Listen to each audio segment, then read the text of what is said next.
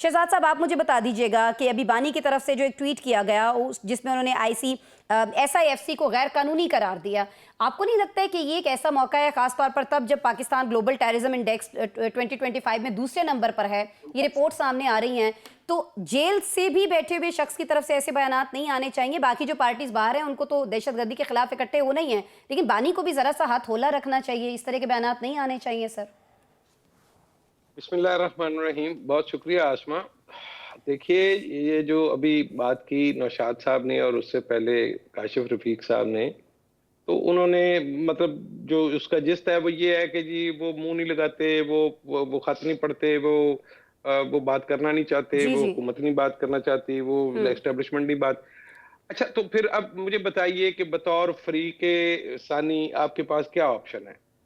आपको किसी ना किसी तरह, चाहे हुकूमत को चाहे एस्टेब्लिशमेंट को, अगर किसी को भी आपने किसी फ्रीक को अपनी बातचीत की मेज पे लाना है, तो उसके लिए आपका क्या ख्याल है कि आप मिन्नतें करेंगे या क्या कोई अपना दुपट्टा उतार के आप पैर में रख देंगे किसी साहब के और वो गुफ्तगू के लिए जो है वो मेज पे आ जाएंगे? ऐसा नहीं होता। आपको एक सर्टेन इन्वायरमेंट क्रिएट करना पड़ता है, प्रेशर क्रिएट करना पड़ता है।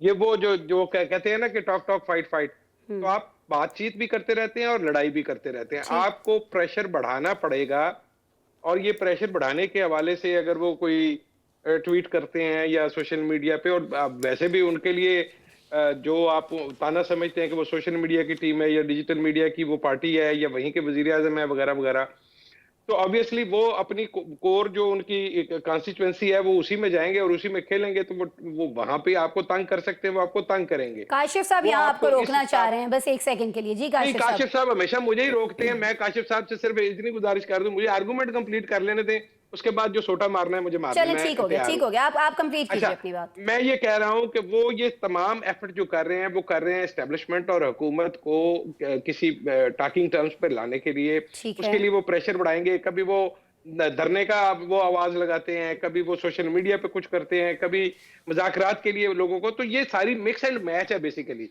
कोई एक स्ट्रेटेजी नहीं होती किसी भी चीज को, काम को मुस्तकिल फार्मूला सही नहीं हो है, गया। क्योंकि ये सोशल साइंस है, तो इसमें आपको बेशुमार चीजें साथ साथ ट्राई करनी पड़ती हैं। नहीं, मुझे बिल्कुल नहीं पता, मैं चाहूंगी शहजाद साहब हमें बताएं। शहजाद साहब आप बताएं। अच्छा, देखिए, यहाँ पे मसला ये है कि कुछ वजारतें होती हैं खुश्क और कुछ होती हैं तार। अच्छा, कुछ वजारतें जो होती तो खुश्क हैं, लेकिन चलो उनका कुछ दबदबा हो जाता है। मसलन वजारत दिफा में है, अगर आप वजीर दिफा भी हैं तो आप मतलब क्या करेंगे? आप वहाँ पे बैठ के एक पोस्ट ऑफिस का काम करते हैं और कुछ नहीं होता। वजारत दाखिला में आपके पास थोड़ी सी कोई शबशबा होता है, फिर साथ कुछ मामलात भी होते हैं, लेकिन असल मसला जो होता है वो जो हर वजारतें हैं, मवासलात हो गई और इस तरह की IT और ये बड़ी फटे वाली है, ये ठीक सारी है। वजारतें हैं।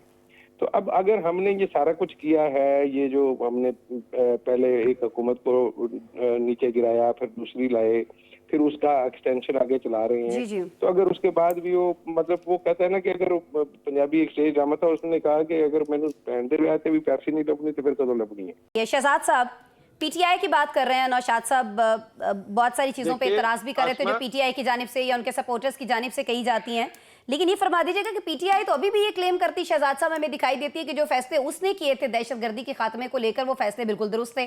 और अली अमीन गंडापुर साहब का जिक्र किया नौशाद साहब ने, तो वो तो अभी भी मुसर है कि उनसे बात की जानी चाहिए, वहां पर वफूद भेजे जाने चाहिए। अच्छा, देखिए आसमा, मेरे नज़दीक पाकिस्तान का एक अलमिया ये रहा है कि यहाँ पे पॉलिटिकल जो हुकूमतें हैं वो कभी भी इतनी बड़े फैसले वो खुद से नहीं कर पाती। जैसा कि अभी अगर आप कह रहे हैं कि अली अमीन गंडापुर जो है वो यही चाहते हैं, तो अभी तक तो उनको इजाज़त नहीं मिली, इस वजह से अभी वफूद नहीं जा सकती।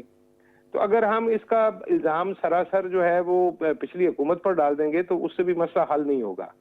इमरान खान या PTI की हुकूमत कभी भी इतनी ताकतवर नहीं थी कि वो अपने तौर पे ये फैसला कर पाए। और अगर ख्वाजा आसिफ ये कह रहे हैं कि इस फैसले में जनरल बाजवा का रोल किरदार था, तो मेरा नहीं ख्याल कि जनरल बाजवा की मर्जी के बगैर अगर आज इस वक्त अली अमीन गंडापुर की मर्जी से वफूद अफगानिस्तान नहीं जा पा रहे, तो अभी उस वक्त कैसे आप समझ पाते हैं कि वहां से लोग लाके यहाँ बसाए गए होंगे? तो ये बात नहीं है। लेकिन जहां तक दहशतगर्दी की बात है, उस हवाले से मैं जरूर कहूंगा कि जब भी हम दहशतगर्दी के मामले पर बात करते हैं तो हमें एक बुनियादी कॉन्सेप्ट जो है, जो कि मैं समझता हूं कि हम सब जब भी इस पे पढ़ते हैं तो वो बात होती है कि स्टेट और मुआशरे की जो फॉल्ट लाइंस हैं उनको एड्रेस करना जरूरी है। पहले आइडेंटिफाई करना है, फिर उनको एड्रेस करना है। अब अगर कहीं पे इशू है पॉलिटिकल, जो आप अदम इस्तेहकाम की बात करते हैं, वो एक बड़ा रीजन है। इसके अलावा जो हमने बलूचिस्तान और KPK में जिस तरह से लोगों को देखा है, मेरे हिसाब से उनके जो कंसर्न है उनको हम एड्रेस नहीं कर पा रहे। ठीक हो गया सर, मुख्तसरन मुझे बस ये बता दीजिएगा, ब्रेक लेना है मुझे।